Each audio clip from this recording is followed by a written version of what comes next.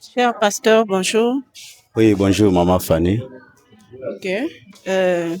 Toza na esengo makasi ya koyamba yo na plateau spécial ya 25e anniversaire ya journée ya Galate 6-6. Oui. Alors, toza na bosenga ete osala mwa une petite présentation de vous-même. Nalingi ko présentation elingi koloba kombo. Oui. Oza pasteur ya presbytère nini? Et puis ozo œuvrer na paroisse nini? Et ça fait combien de temps que vous êtes pasteur? Ok, merci beaucoup, Maman Fanny. Premièrement, je bénis l'Éternel. Oyo asali ke lelo tokutana na yo pour la première fois na plateau oyo. Kombo na ngai pasteur Jean-Claude Katumba Mwamba. Oui, je suis pasteur de la paroisse Massina Petro Congo. Mais j'ai été pasteur du presbytère Ngela Walayi à Mweka. C'est là où j'ai commencé à travailler comme pasteur. Na Lungwe, na Mweka, na ye comme missionnaire, na Bandundu, précisément na Kikwit. Oui, j'ai été là comme pasteur de la paroisse presque 9 ans. Après 9 ans, je me suis décidé de venir encore ici à Kinshasa pour travailler dans notre communauté. Et vrai aussi, comme pasteur, je suis dans le presbytère Changu, où aujourd'hui je suis le président de l'œuvre pastorale. Alors aujourd'hui, na sepeli makasi, ko les amukolo et tozolo bela Galate 6-6, comme vous nous avez appelé. Oui, on est là. Po to sepelisa baninga nyonso bayeba ke Galate 6-6 elingi koloba nini eza na impact nini pona bandimi na biso. Ok, merci beaucoup, cher pasteur Jean-Claude. Oui. Ça fait combien de temps oza awa na Kinshasa et puis olobi oza pasteur ya presbytère ya Changu? Oui. Et précisément dans quelle paroisse? Oui, nazawa, je totalise maintenant 4 ans. Oui, nazawa na ville à Kinshasa. Alors, naza pasteur pour le moment. Pasteur et responsable de la paroisse Massina Petro Congo. Ok, merci beaucoup. Vous êtes pasteur responsable à Massina Petro Congo. Oui. Alors, vous, en tant que pasteur, parlez-moi un peu de Galates 6-6 en tant que pasteur. Oui. Selon Galates 6-6, c'est une obligation pour tout un chrétien. Oyo azwaka liloba nzambe na nzela ya mosali ya nzambe. Donc, ce n'est pas une demande, mais c'est une obligation. Oyo ya mundimi nyonso apesa asalisa mosali ya nzambe na biloko nyonso ya malamu oyo aza nango. Donc aujourd'hui, ceux qui bato ebele bamonaka Galate 6-6, il y a plusieurs interprétations. Bato bamonaka otozo kende kopesa pasteur, oui, normalement c'est pour les pasteurs. Donc eza obligation ya mundimi nyonso apesa parce que toteyaka tobondelaka mpona bandimi topambolaka bango. Donc tango bazwaka mapamboli wana, ils sont aussi censés de nous reconnaître kopesa biso biloko nyonso toza nango posa. Ok, merci beaucoup. Vous aviez dit au Bandaka na Mweka, Oui. oye na Bandundu, et puis vous êtes retrouvé na Kinshasa. Oui. Activité oya Galate 6-6 par rapport na babisika nyonso evraki lokola pasteur. Oui. Est-ce que ça a qui peut d'actualité ou bien quand vous êtes venu ici à Kinshasa au Kouti? Non, madame. Donc, pour moi, c'est une surprise. Parce que si ça pouvait être une organisation de l'Assemblée générale, tolinga kitoye bango, bisika nyonso, oyo communauté na biso izalaka. Alors, depuis que je suis pasteur, à partir de Mweka, où on parlait de Galates 6-6, mais ce n'était pas organisé comme ça se passe ici. Donc, na moins que Zalakate, quand j'étais encore à Bandundu, à Kikwit, les Alakite, donc c'est juste quand je suis arrivé ici à Kinshasa, où il y a eu vivre, ko palper Galate 6-6, na niveau ya synode à Kinshasa. Et quelle a été ba impression na yo l'air où ya que okuti yango ke ndengo uti koloba koza pasteur eza na maloba na Nzambe oyo okuti yango ke ba mama ya synode ya Kinshasa basalaka Galate 6-6 chaque le 4 janvier pour na ba pasteur na bango ba impression na yo ezalaki lolenge nini? Oui, na sepelaki makasi. D'abord pour moi, comme c'était la première fois de vivre ça, c'était une surprise. J'étais content. J'ai commencé même à prier, de sorte que Dieu fasse grâce à celui qui avait eu cette initiative de soutenir les pasteurs. Et pendant plusieurs années que notre communauté existe, donc c'est toute première fois de vivre ça, précisément ici à Kinshasa. Même là où il y a le siège social de notre communauté, on ne le fait pas. Donc pour moi, je voyais que non, c'est une grâce d'être aussi parmi les pasteurs de Kinshasa qui bénéficient des Galates 6-6. Betela biso lisolo ya mbala liboso oyo ozalaki bénéficiaire ya Galate 6-6 na Kinshasa. Oui. Elekanaki ndenge nini et puis vous savez après, que tango alekaki na tango wana, j'étais surpris parce que j'étais dans une paroisse où je ne m'attendais pas que je pouvais être soutenu. Vous étiez na ozalaki na paroisse nini? Betela biso lisolo na moko. Oui. Nazalaka na paroisse ya Ditekemena, toujours na presbytère ya Changu. Donc c'est une petite paroisse, je dirais ça, parce que zana bato ebele te, zana ba partenaire te, mais quand j'étais appelé comme pasteur de cette paroisse, tangu na bandaki ko vrai na kati na bango na ye koyoka kete le 4 janvier tovanda kana ba pasteur, il faut passer na biso to yambaye ba se mobiliser na ndenge na bango. Moi je ne savais même pas de quoi il s'agit. Ils m'ont invité seulement que non, les 4 tozo kende, c'était dans la paroisse de Kinshasa. Je suis arrivé là, j'ai trouvé les pasteurs qui étaient là avec leurs femmes. Moi aussi, j'étais parmi les pasteurs. Alors, quand on a commencé l'activité, on m'a appelé. J'étais là devant avec ma femme. Et les croyants de la paroisse d'Itekemena sont sortis, m'amenaient une veste, les habits de maman pasteur. J'étais vraiment content. C'était vraiment une surprise pour moi. Et je ne m'attendais pas que la paroisse telle que Ditekemene là pouvait aussi me surprendre comme ça. J'avais dit merci à Dieu.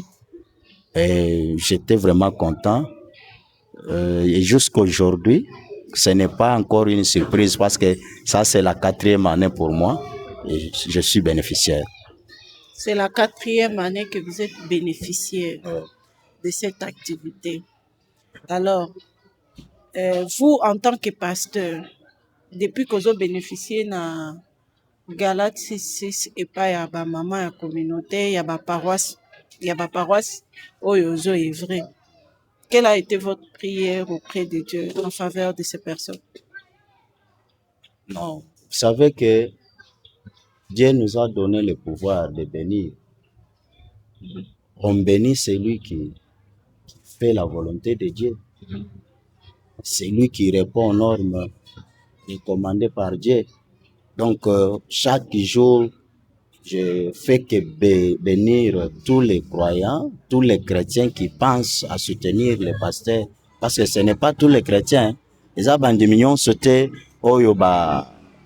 Balingaka Galate 6-6 parce que belé balobaka tokende kopesa pasteur or que kozanga koyeba nde esalaka ke bapesa te, me baoyo bapesaka mpo na ngai napambolaka bango mikolo nyonso, nabondelaka mpo na bango mikolo nyonso. Nzambe apambola bango, Nzambe amona bango, atala mpe misala oyo bango basalaka, parce que ntango bazwaka nde barezonaka ke te il faut to soutenir bapaster na biso, tosala oyo liloba Nzambe elobi. Donc chaque jour ici, je fais que bénir tous ceux qui nous soutiennent. Alors, il est vrai que eza na ba oyo bazo pesa ndenge olobi wana ozo pambola bango.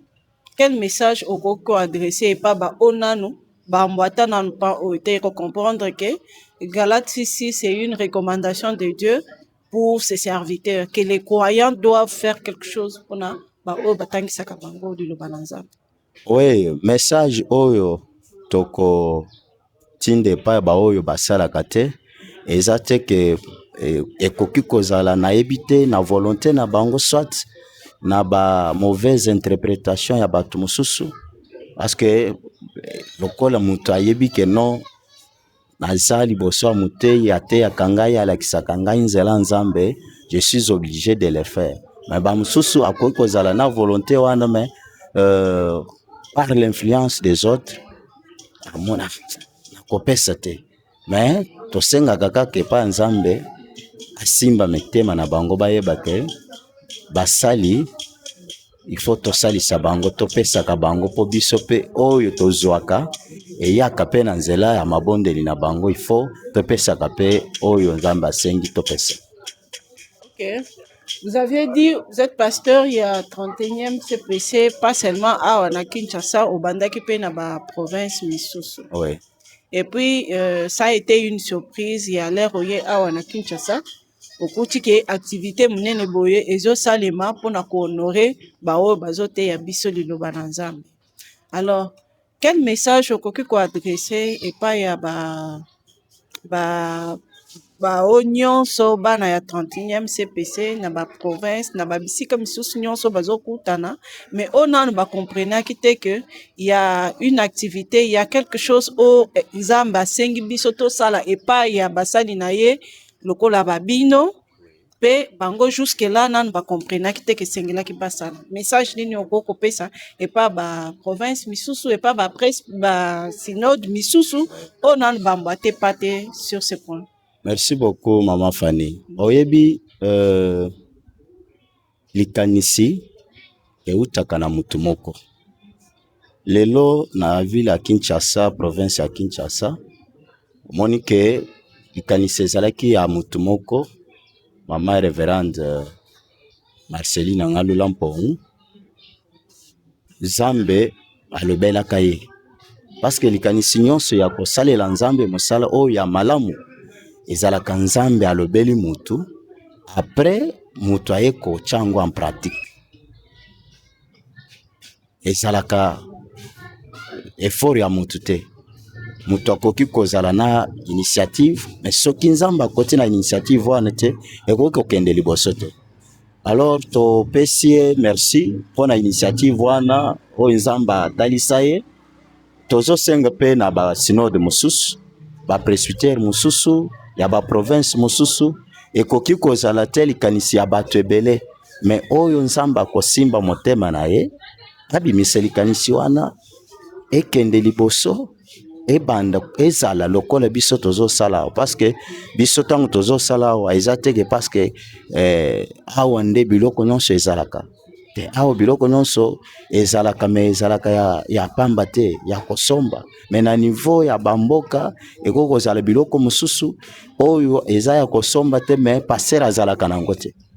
Mais soki bandimi bamemeli ye biloko wana ezana ba biloko ebele na niveau ya mboka oyo eza fresh, er mosusu passer azalaka na makoki ya kosomba ngo te ya kozwa ngo te, mais soki mundimi aye nango na jour oyo bakobongisa ezalaka eza jour ya Galate 6:6, vraiment Nzambe akopambola bango ekozala pe soki omoni ndenge eza boye soki ekoti ekomi ya ba province mosusu, donc ça devient maintenant une chose communautaire.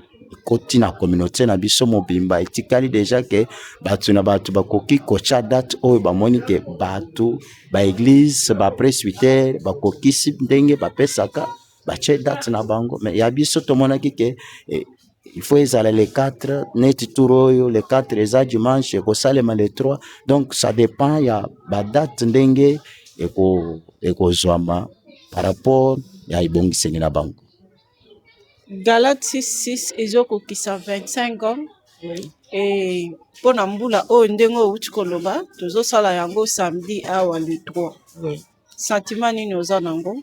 Vous en tant que pasteur, vous en tant que berger, vous en tant que bénéficiaire, il y a activité oyo ezokokisa 25 ans. Oui. Ndenge eza awa na kati ya makoki. Oui. Sentiment nini oza nango en vous rendant compte que d'ici quelques jours ekozala mokolo nango, sentiment nini oza nango, maloba nini ekoki kozala na kati ya motema na yo lere ozokanisaki non mokolo boye ezoya 25 ans déjà mpona kocélébrer kaka activité oyo en faveur na biso bapasteur? Non, mama Fanny, oyebi ke mokolo eza neti ntango ozwi mwa coup d'appel babengi yo epai ya motu moko alobi nakotindela yo mwa eloko moko boye, oyebi ke motema ekozala kaka likolo donc à chaque fois téléphone ekoki kozanga charge te, olobi nazozela alobaki kolo tel jour tel na heure tel nazo recevoir message, omoni ke ezalaka quelque soit makambo mosusu ekoki kozala me moto akozala na elikya na esengo ya ke mokolo tel nazo recevoir eloko songolo paka. Donc pour moi c'est une grande joie ya mokolo wana kutu na lingi kutu ezala ta lobima y a encore des jours qui est là mais tokokoma kaka toza nzambe azobatela biso toza na esengo naza na esengo makasi parce que eza mokolo moko tozokutana tozosepela tozozwa mpenza biloko oyo ata biso tokoki kozala na posa na yango ya kosomba yango tokoki kozala na makoki mais oyo bazoyela yo bayeli yo yango oyebi ke ezalaka esengo makasi. Ouais, donc c'est une grande joie pour moi, c'est une grande joie pour moi. Nazosepela mokolo wana mpe nalingi kutu ezala lobi ekoma lobi mpo ntango ekoleka tokotikala na kimia na bandi kotala sikoyo basouvenir wana nalobi voilà durant l'année 2025 nzambe asali ke nazwa eloko oyo ya Galate 6:6. Un petit message par ma collègue non pasteur à l'occasion de 25 ans il y a activité à Galate 6:6. Oui, na zo lancer kaka message na bandimi na ngai nyonso na ba pasteur d'abord na ba pasteur que lokola tobengami biso nyonso mokolo wana tozala, donc nous sommes obligés ya kozala parce que tozalaka biso nyonso ya synode ya Kinshasa mais tozalaka ya ba presbytère différent, donc mokolo wana ezalaka retrouvaille moko ya kitoko ba ambiance ezalaka nde nazo lancer na message ya ba collègue nyonso passer bisika baza nazo souhaiter bango meilleur vœux, nazo pambola bango nazo pambola maboti na bango mais bazala tozala biso nyonso mokolo wana to soutenir 25 ans anniversaire oyo eleka malamu nzambe mpe akozwa lokumu parce que eza mosala nzambe. Amen. Merci beaucoup. Sikoyo epa bandimi nyonso ya synode ya Kinshasa. Oui, oyebi ke biso bapesa biso mission mission oyo nzambe apesa biso eza ya kopambola, nazopambola bandimi nyonso ya 31e communauté presbytérienne au Congo en général, nazopambola bandimi oyo nyonso ya 31e communauté na ville province ya Kinshasa na ba paroisse nyonso bisika baza nzamba pambola bango. Nayebi te soki oyokaki ke nasalaki mwa milulu moko ya 3 jours, milulu wana ezalaki kaka mpona kopambola bandimi nyonso bisika baza. Nayebi bien ke ezalaki na mwa thème moko ya kitoko oyo elobaki ke Jésus-Christ est la clé d'or qui ouvre les portes de succès. Donc c'est-à-dire 2026 ekozala année de succès pour tous les enfants de la 31e communauté presbytérienne partout où ils sont. Donc na pamboli bango nyonso na souhaité bango meilleur vœu 2026 ezala kitoko pona motu nyonso. Ouais. Ata bino pe na pamboli bino makasi parce que na bien que ndenge boyambi biso boye eza kaka pona kopambola bino. Lobi babengaki bino bana lelo bakoki kobenga bino ba jeune, lobi bakobenga bino bakolo, c'est-à-dire eloko oyo ezalaki muke koya munene. C'est pour la visibilité de notre communauté. Vraiment, Zamba pambola mutu nyonso na kati na bino. Amen. Merci. Bandeko ya synode ya Kinshasa, un message tozo lancé pa bino nyonso na bandako na bisika boza lokola pasteur awuti koloba yango et que tozo kuta na biso nyonso na paroisse ya Lemba Salongo à partir déjà ya 9h samedi le 3. Samedi le 3 toza biso nyonso ozala ya presbytère ya Lukunga, ya Changu, ya Funa, ya Moamba d'ailleurs oazo recevoir biso na ba pasteur nyonso to milengele. Je pense bien que déjà le samedi il n'y aura pas assez d'embouteillage, les routes seront bonnes. Tout ça la effort pona koya kosepela na ba pasteur na biso koya kopambola bango koya kokokisa oyo maloba na Nzambe ezosenga biso tosala ete tokabola oyo nyonso biso toza nango na basali na Nzambe. C'est la parole de Dieu et derrière cette parole, il y a une grande bénédiction telle que le révérend Jean-Claude vient de le dire, que cette année 2026, Zamba kosalela biso ya ebele po ete biso to saleli maloba na ye, biso pe tozo pambola basali na ye. Alors ne manquez pas cette activité. Quel que soit ba programme na yo, il est vrai, toza na ba programme ebele, mais juste avoir 2 à 3 heures du temps pour na koya ko passer ensemble avec bat oyo bazoko lisabiso pe bazoli sabiso na molimo. Dieu ne manquera pas à nous faire du bien par rapport à ça. Faisons un effort d'être là le samedi. Tolobite ke ezaka kapona ba maman tous toza ba brebis ya 31e CPC na synode de Kinshasa. Alors tous ça l'effort, tous à la ba jeune, tous à la ba papa, tous à la ba maman, to ya ebele pona ko soutenir basali na Nzambe samedi. Bonne année epa na bino nyonso. Tokuta na samedi na Lemba Salongo à partir ya 9h. Culte ezo bandawana pour la